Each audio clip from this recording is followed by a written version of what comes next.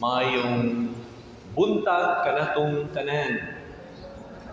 Aniya na kita karon sa ika-napulong-upat na Domingo sulod sa tuig sa ordinaryong panahon sa atong liturhikan mong kalendaryo.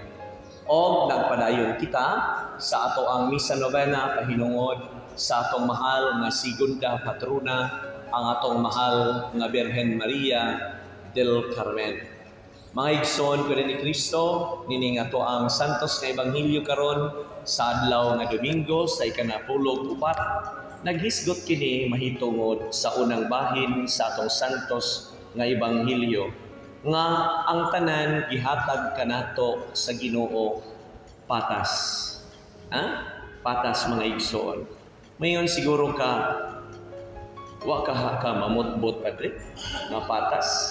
Nganong ako lagi bugo-bugo magamay unya kaniya akong katapat bright man lagi ni parihara na mga igsoon kanang bugo-bugo o bright magwang na gamay ayaw ingana na bright bugo-bugo ingna nga gamay rag kahibalo unya mas daghan siya og kahibalo ngano kaha nga ang daghan og kaalam daghan man og kahibalo. Ang gamay o nahibaluan, gamay ramang yun siya o nahibaluan. Asa man dapita mga igsoon nga ang Ginoo patas kanila o ang Ginoo patas nga hatag kanato sa tanan. Kana lang daang kahibaw kang muhuna-huna, lain baya na sa iyang gihuna-huna. Pangutan na imong katapat, nakabasa ba siya sa imong gihuna-huna karon? Pangutan na siya. Wa na kabasa mga igsoon bisag imo ng pangutanon, bisag imo pa kanang bana nya ikaw mga sawa, pangutan na kakaron gyudayon in ora mismo, mayon kaniya. Nahibaw ko sa imong gihuna-huna. Nya inigtubag ipang-ingon sa imong bana unsa man, mutubag dayon ka. Naghuna-huna ka nga magkita mo ron sa imong amigo kay magsabog mo ron. Moingon gyud imong bana, sayo. Ano man? So dili gyud ay nato maapsan mga igsoon ang atong tagsa-tagsa kahuna-huna. Mao na nga ang tao mga igsoon moingon siya nganong mas bright man siya kay sa akoa. Apan wa nato makita nga kita di ay ikaw di ay parihara mong duha puros adunay huna-huna. Dili ta makaingon nga ang Ginoo dunay pinalabi ngano man. Siya dunay utok, ikaw dunapoy utok. Tinuod dili. Siya adunay ilong, ikaw pod adunay ilong. Tinuod dili. Tanawa, pislat taas. Depende na. Ilang mga kasuko. Kay reality bites. So mga na mga igsoon, nasa ato pakitang tanan, kanang figura, nagihatag karon sa tong Ginoo patas tang tanan ngano man gyud padre nga magkalahi man ang atong hitsura tubag bahala sa duroy di gyud ko gusto nga kining akong naong kopyahon nimo bahala ka dita ngano man kay kita nga hinimo sa Ginoo yon ni mga igsoon ang kung gihimo tas Ginoo pareha tanan kung dinis kalibutan mga igsoon gihimo tas Ginoo nga mamingkahay manghimuay tagbibingka sa Mandawi o kaning nias Katmon pagka way lami aning kalibutan magsige lang tagka og pamahaw paniudto panihapon bibingka di maayo mao na diha nga pareha ra gyud tang tanan gitagaan tas Ginoo mao to mingon ang atong Ginoong Hesukristo nagpasalamat ako kanimo amahan ang amahan sa karaan nga panahon mga igsoon, panahon sa French Revolution, doon na sila gitawag the Godfather. Naisalida niya akong gitanaw gabi mga igsoon. Nga nahimo ang maong the Godfather or Father mga igsoon nga nahimo siyang mastermind sa usa ka mafia, usa ka teacher. Apan sa atong Ginoong Hesukristo sa iyang panahon ang Father mao kadto siya ang gitan-aw sa atong Ginoong Hesukristo nga maoy mastermind kanato nga miabot sa kalibutan, nga maoy naghimo kanato mga igsoon to diha ni Kristo. Mo ni nakaanindot sa kaayo sa Ginoo nga iyang gihatag kanato, iya mismo nga gipadayag kanatong tanan nga ang matag usa kanato bisan tuod hinimo tang tanan mga igsoon, dunatay nagkadaiyang gidala nga mga kahibalo. Ang iyang kahibalo di susama sa imong kahibalo, apan kitang tanan nahibalo. Ang iyang kalibutan dili susama sa imong kalibutan, lahi maunay nakayunig kanato. Na kuratan bitaw ko permero sa panahon nga gikinahanglan ang akong serbisyo ngadto sa Ginsay, diha nay choir. Unya pagkahuman, gamay kay siyang tao, gamay niwangon, mukanta nagsalmo, kininindot siguro nagtingog. Oh, kanta siya salmo. Pero dili ka kumpiyansaan kay ngano man gamay man ko di pa kadi mayabag din. Bataan ni. Pagkanta gini mga igsoon sa salmo. Sus nakuratan ko kaysa kagamay niya ang iyang tiyog. Ang Ginoo mayo, kung maluluyon. Niya ko, makasustain ka ni siya, nakatigling man sa iyang tingog. Mga igsoon pero ni Kristo, mutumog sa dili na magyapon na sa parokya sa Ginsay, ni San Antonio, nahuman yun niya ang salmo. Ang Ginoo mayo.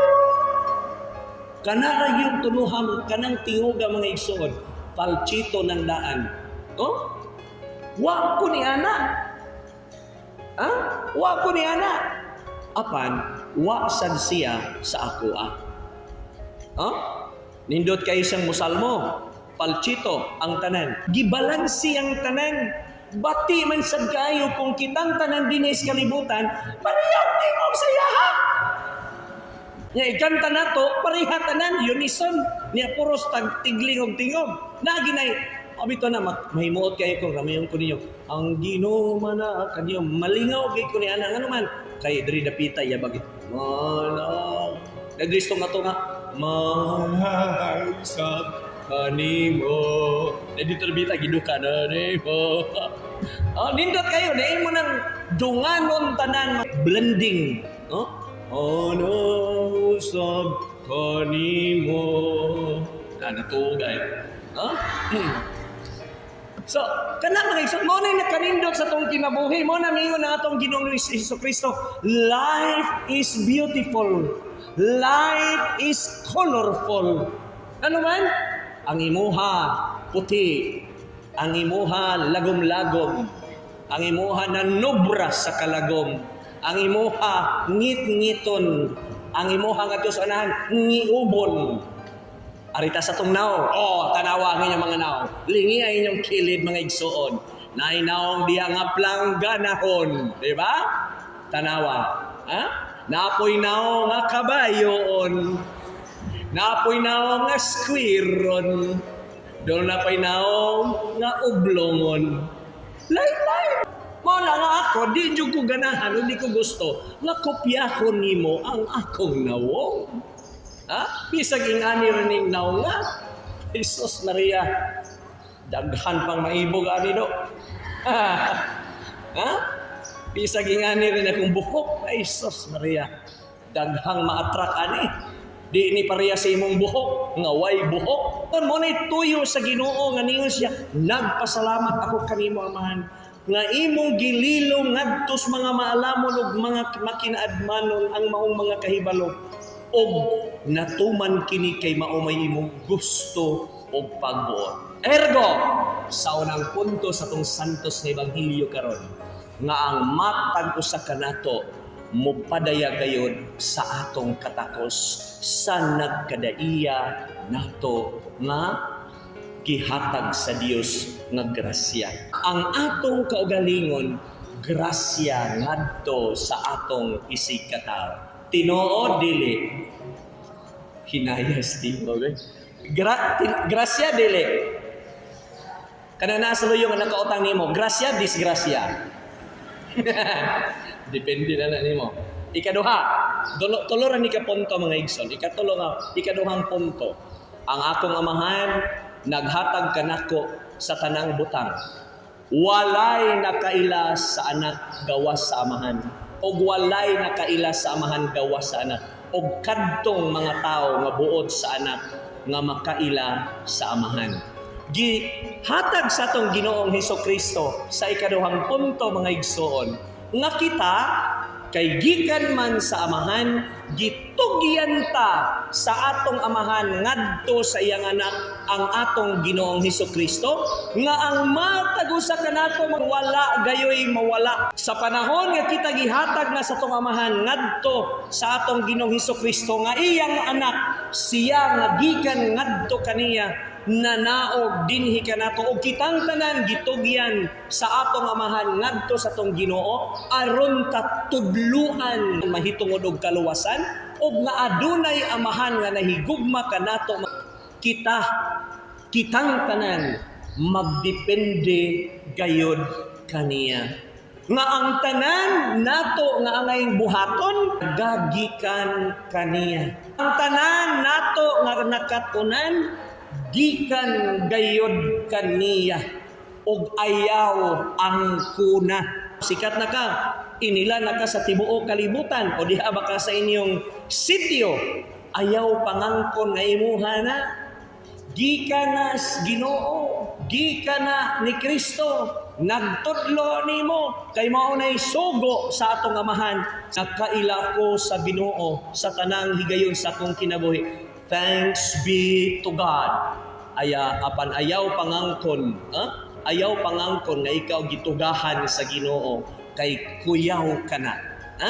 Daghan unya kang malingla ug daghan unya ang muduol nimo aron lang gyud mo simban nimo. Niabotas kalibutan, doon na tay ato ang ilhanan. Unsa man ang atong ilhanan?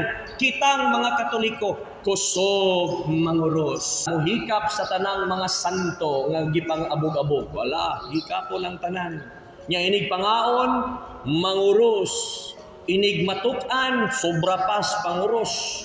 Usahay makilatan, manguros gihapon malay pagkanindutas Katoliko. Mo na nga, mubalik yun kita sa atong Ginoo.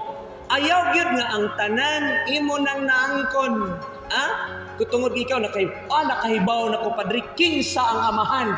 Kinsa mang amahan, Aba, Adonai, El Shaddai, El Elgon, El Olam, o uban pa.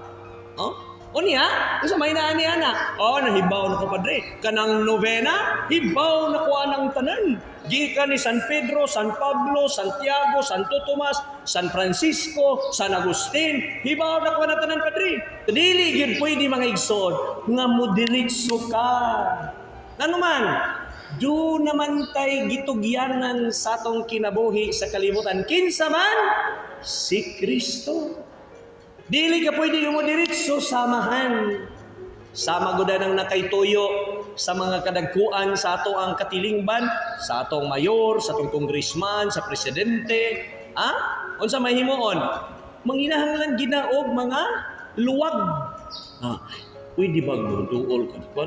Pamalihog lang ko kay duol mangkas luwag. Palihog ka ikaw bitaw, bitaw kay tinidor, usahon na nimo daghakwa, pwede mo hangiyo kaniya para sa ako ang pabor. Kana mga igsoon, gikinahanglan na nato ngano man proseso ang nganong gituyo na sa Ginoo kay moagi tag ang dili ka pwede nga inig ka tao nimo uha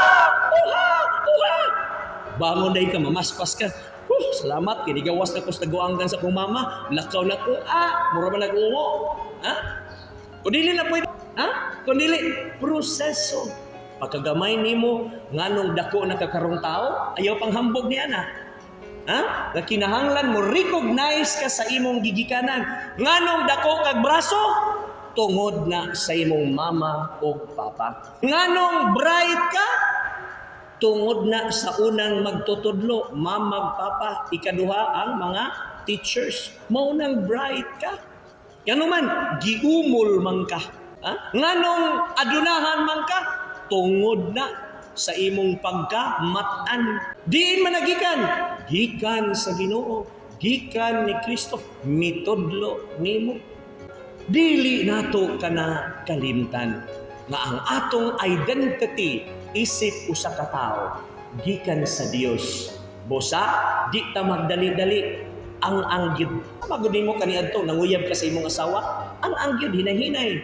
Dagdag kang buwa, pagkasunod imo siyang uban-ubanan, sud-sud simbahan, sud-sud sinihan, sud-sud bisang asa. Kumani adto dagwa, kuman imo siyang i-treat na yon, adto parula, adto hukad, adto Jollibee, ari og McDonald's, ato ba kag Chowking, ato kag City Mall, ato kag Grand Mall, ato ka og Prince Warehouse, ato isulti ka lang kay basi magmahay ang uban. Ato ba kamo sa Mitsumi, ato ba nga ni Mitsumi, Loyo Mitsumi, pagbantay lang nga di ka for slave. Mao na mga igsoon. Arita sa ikatulo mga igsoon, katapusan na gyud. O mari kamo kanako. Siya tinawara ang Ginoo na nawag nato. O mari kamo kanako. Kamong gipangduka. O mari kamo kanako. Kamong dili katog. Kay nigwali sa pare, makatog gyud mo. Mong gibugatan sa inyong gipasan.